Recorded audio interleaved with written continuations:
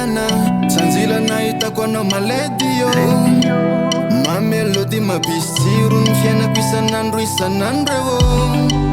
omeko anao ny foko tsy ovalokona anaoko toto tsy amitaka napetsaka fakapana zapapa ianao futur mamany zaza kenao tsy nialana na mafonkomba misaotra anao za fa rehefa eo enao de tô malemy bady ba fa re filozanao matsiaro very gentleman sy romantika tsy misy niotranao na nouveauté ty Afrika Queen of Africa miavaky anao io baby oh. Queen of Africa Queen of Africa manana anao za mahery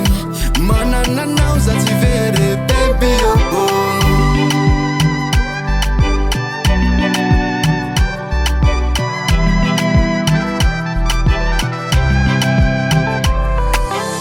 Na mangidy na mafaitra za tsy iovana midatra miniaiko azy tsy emotra na maro ny sakany one tsy maintsy tody ny lakany miara mianga miara tafa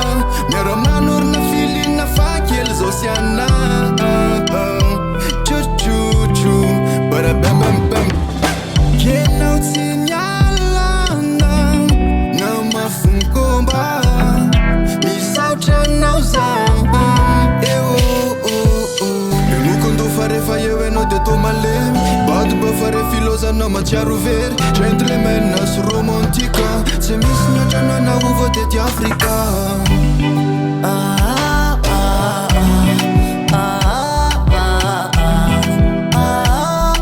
tsy misy niotranao na nouveauté ty Afrika Queen of Africa miavaky anao io baby oh. Queen of Africa Queen of Africa manana anao za mahery manana anao za tsy very baby oh, oh.